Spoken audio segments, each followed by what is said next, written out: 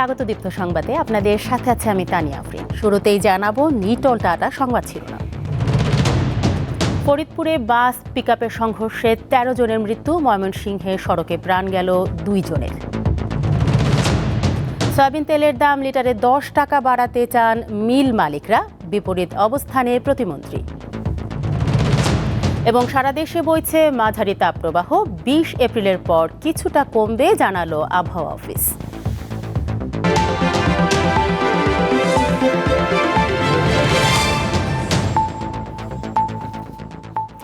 দেখছিলেন শিরোনাম, এবারে পুরো খবর।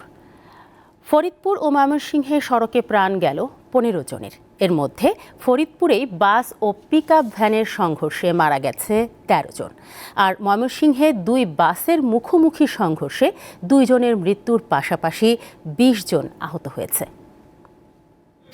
মঙ্গলবার সকাল 8:45টার দিকে ঢাকা খুলনা মহাসড়কের কানাইপুরে ঢাকা থেকে ছেড়ে আসা মাগুরাগামী ইউনিক পরিবহনের একটি বাসের সাথে ঢাকাগামী আরেকটি পিকআপের মুখোমুখি সংঘর্ষ হয়।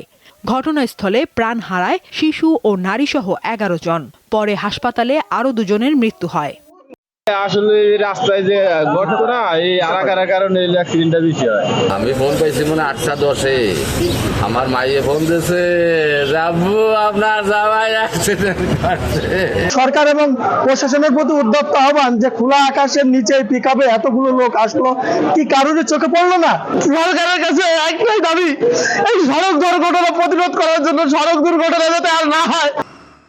এদিকে সকালে ঢাকা শেরপুর মহাসড়কে ময়মনসিংহের তারাকান্দার রামচন্দ্রপুর গ্রামে সড়ক দুর্ঘটনা ঘটে। পুলিশ জানায় সকাল 7:30টার দিকে ঢাকাগামী ড্রিমল্যান্ড পরিবহনের একটি বাসের সাথে শেরপুরগামী ড্রিমল্যান্ড পরিবহনের আরেকটি বাসের সংঘর্ষ হয়। এদিকে ঘটনাস্থলে এক নারী ও পুরুষের মৃত্যু হয়েছে। দুইটা কেন মানে মার খায়া দেখতে এটা এনে করছে, এটাকে হেন করছে। পরে আমরা এলাকার লোক আছি সবাই উদ্ধারে যা যা হসপিটালে পাঠানি তারা পাঠাইছি, আর কয়েকজন যে বাচ্চা রয়েছে এটা আনতার ছিল।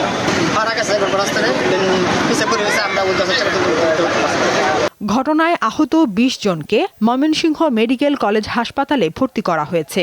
বাস দুটি জব্দ করেছে পুলিশ, তবে 2 চালকই পালিয়েছে।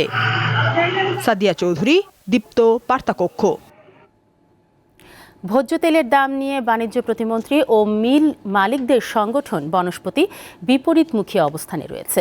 ভ্যাট ছাড়ের মেয়াদ শেষ হওয়ার দাম বাড়ানোর প্রস্তাব করেছেন মিল মালিকরা, তবে প্রতিমন্ত্রী জানিয়েছেন দাম পূর্বের অবস্থানে যাওয়ার সুযোগ নেই। আমদানি দরপত্র দেখে দাম বেঁধে দেওয়া হবে, এজন্য কাজ করছে ট্যারিফ কমিশন। মঙ্গলবার ঢাকা রিপোর্টার্স ইউনিটিতে মিট দ্য প্রেসে বাণিজ্য প্রতিমন্ত্রী এসব কথা বলেন।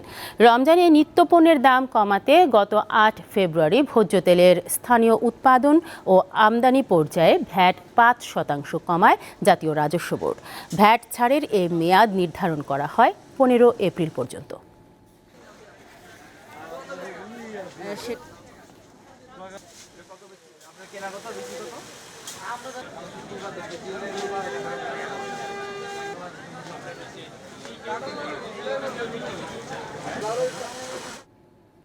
সারা দেশে মৃদু থেকে মাঝারি ধরনের তাপপ্রবাহ বয়ে যাচ্ছে বলে জানিয়েছে আবহাওয়া অধিদপ্তর।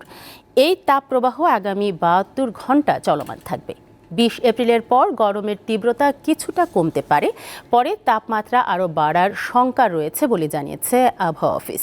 গত 24 ঘন্টায় ঢাকায় 37.6 ডিগ্রি সেলসিয়াস তাপমাত্রা রেকর্ড করা হয়েছে, যা চলতি বছরে রাজধানীতে সর্বোচ্চ।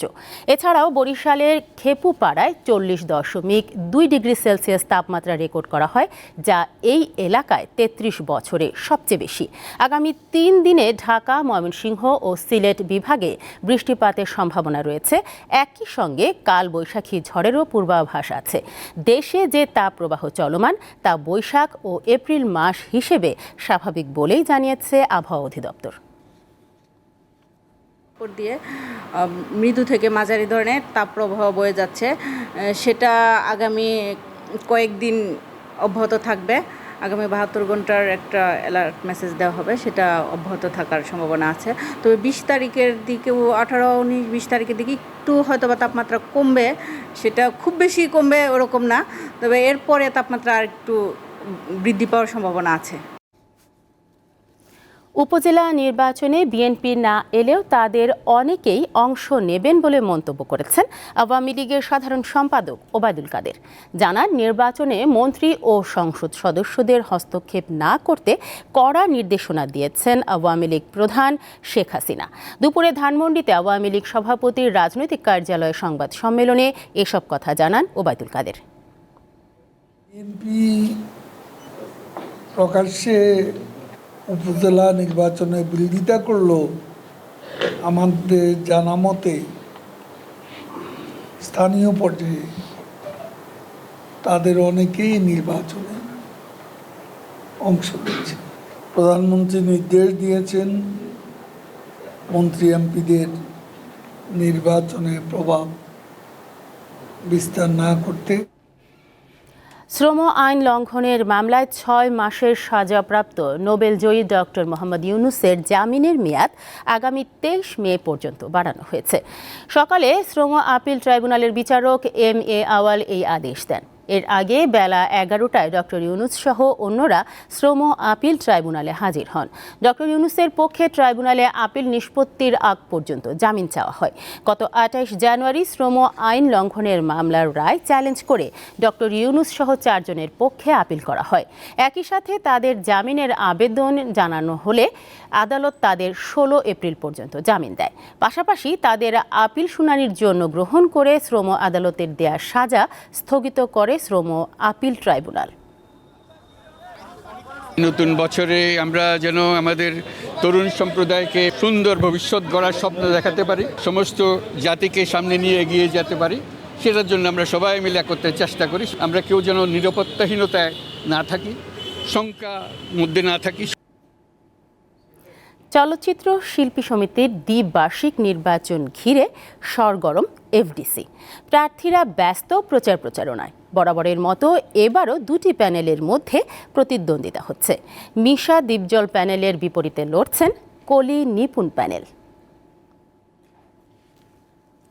চলচ্চিত্রের অভিনেতা ও অভিনেত্রীদের নিয়ে গঠিত চলচ্চিত্র শিল্পী সমিতির 2024 থেকে 2026 মেয়াদের নির্বাচন অনুষ্ঠিত হবে 19 এপ্রিল শুক্রবার। নির্বাচনকে ঘিরে উচ্ছ্বসিত শিল্পীরা। এবার প্রতিদ্বন্দ্বী 2 প্যানেলের একটিতে জোট বেঁধেছেন ঢাকায় চলচ্চিত্রের দাপুটে 2 অভিনেতা মিশা সওদাগর ও মনোয়ার হোসেন ডিপজল। তাদের বিপরীতে লড়ছেন নায়ক মাহমুদ কলি ও নায়িকা নিপুণ আক্তার। যে জিতবে শিল্পীদের হয়ে কাজ করবে, এইটাই তো আমরা চাই। এর সাথে অনেকদিন দেখা গেল যোগাযোগ নাই, এই 2 বছরের মধ্যে এফডিসি আসলে, ইলেকশন আসলে তাদের সাথে দেখা সাক্ষাৎ হয়। শিল্পী সমিতি যে কমিটি আসুক, আমি বলবো যে আপনারা কাজ করেন, শিল্পীদের জন্য কাজ করেন। মিশা ডিপজল পরিষদে আরও আছেন মাসুম পারভেজ রুবেল, ডিএ তায়েব, জয় চৌধুরী, আলেকজান্ডার বো ও ডন সহ অনেকে। আমাদের আসলে নির্বাচনটা হয় এটা একটা উৎসব মুখর, সমস্ত শিল্পীদেরকে মিলন মেলা। বিগত 2 বছরের পারফরমেন্স যা হয়েছে, এর থেকে বেটার পারফরমেন্স দেবো, এটা নিশ্চিত থাকতে পারো। যদি তারা মনে করে থাকে যে আমাকে পদের জন্য যোগ্য আমি, বা আমাকে তাদের কাজে লাগবে, মনে হয় যে ইনশাল্লাহ আমি বিপুল ভোট পেয়ে জয়লাভ করবো। এটা অন্য প্যানেলে মাহমুদ কলি ও নিপুণ সহ আরও আছেন ড্যানি সিডাক, অমিত হাসান, অঞ্জনা রহমান, কাবিলা, মামনুন হাসান ইমন ও আজাদ খান। যদি আসি আর কি ইলেকশনে, তাহলে এফডিসির যে একটা উচ্ছৃঙ্খলতা রয়েছে সেটাকে শৃঙ্খলাবদ্ধ করে আনা। আমি এর আগে যে কয়বার নির্বাচন করেছি, যারা ভোটার ছিলেন তারা আমাকে ভোট দিয়েছে, এই জন্যই জয়লাভ করেছি। সো এবারও তাদের ভোটে মানে নির্বাচনের ফলাফলের পরে আমি বলতে পারবো যে আমি হ্যাঁ জয়ী হয়েছি আর কি। এবার ভোটার আছেন 570 জন। এফডিসিতে সকাল 9টায় শুরু হবে ভোট, মাঝে 1 ঘন্টা বিরতি দিয়ে চলবে বিকেল 5টা পর্যন্ত। জহিরুল মোহসান, দীপ্ত সংবাদ, ঢাকা। এবারে কেওয়া স্টিল চট্টগ্রাম সংবাদ।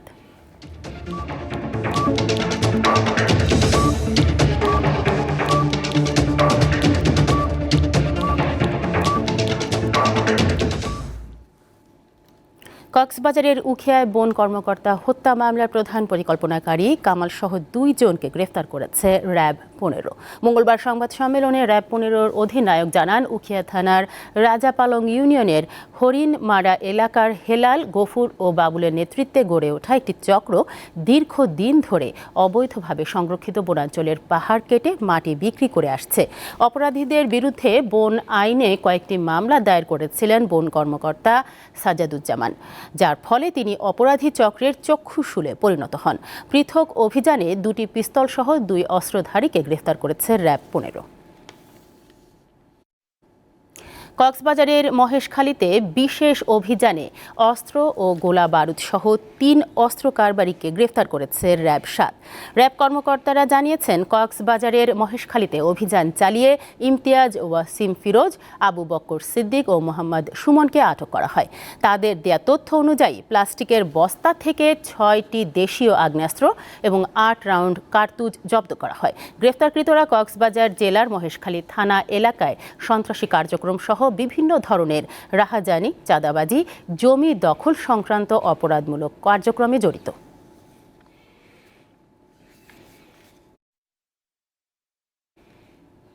আন্তর্জাতিক প্রসঙ্গ। ইরানের হামলার জবাব দেয়া হবে বলে হুমকি দিয়েছেন ইসরায়েলি সেনাপ্রধান হারজি হালেভি। সোমবার দক্ষিণ ইসরায়েলের নেভাটিম বিমান ঘাঁটি পরিদর্শনের সময় তিনি এ হুমকি দেন। তবে হামলার বিষয়ে বিস্তারিত কোনো তথ্য জানাননি তিনি। ইরানের হামলার পর সোমবার 24 ঘন্টারও কম সময়ের মধ্যে দ্বিতীয়বারের মতো যুদ্ধকালীন মন্ত্রিসভার বৈঠক ডাকেন বেনিয়ামিন নেতানিয়াহু। ইসরায়েলে হামলার 72 ঘন্টা আগেই যুক্তরাষ্ট্র ও প্রতিবেশী দেশগুলোকে সতর্ক করার দাবি করেছে ইরান। অন্যদিকে ইরানের সঙ্গে কোনো ধরনের শত্রুতা বাড়াতে চায় না যুক্তরাষ্ট্র। তবে ইসরায়েলে তেহরান হামলা চালালে যুক্তরাষ্ট্র ইসরায়েলকে রক্ষা করবে।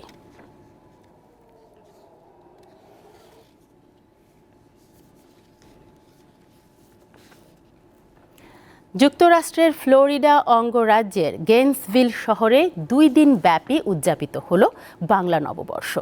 মনোজ্ঞ সাংস্কৃতিক অনুষ্ঠান সহ দিনব্যাপী নানা আয়োজনে পালিত হয় পহেলা বৈশাখ। রমনা বটমূল কিংবা চারুকলা নয়, এটা যুক্তরাষ্ট্রের ফ্লোরিডা অঙ্গরাজ্যের গেন্সভিল শহরে প্রবাসী বাঙালিদের মিলন মেলা। প্রবাসী উচ্চশিক্ষার জন্য আসা শিক্ষার্থীদের সংগঠন গ্র্যাজুয়েট স্টুডেন্টস অ্যাসোসিয়েশন অব বাংলাদেশের আয়োজনে উৎসব মুখর পরিবেশে উদযাপিত হল পহেলা বৈশাখ।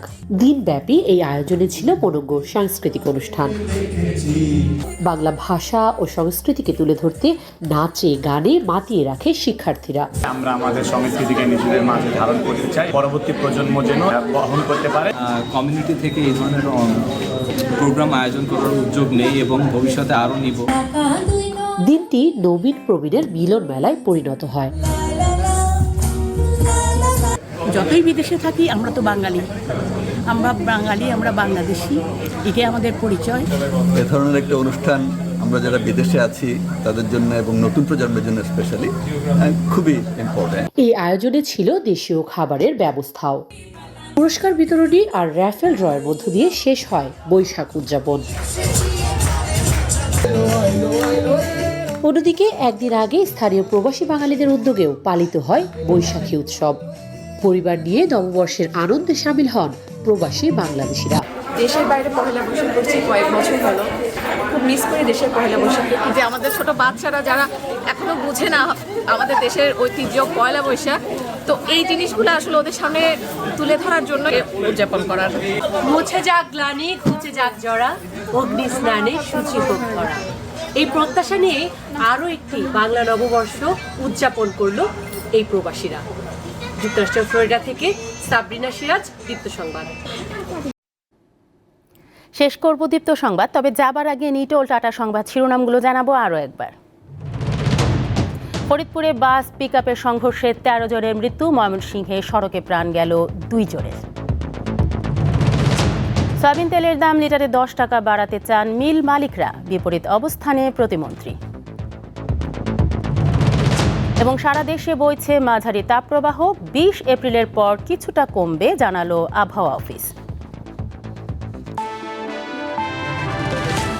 এ ছিল এখনকার মতো। আমাদের পরবর্তী সংবাদ সন্ধ্যা 6:50। দর্শক, আরও তথ্য ও বিনোদনের খবর পেতে যুক্ত থাকুন দীপ্ত ডিজিটাল প্ল্যাটফর্মগুলোতে। ধন্যবাদ সবাইকে।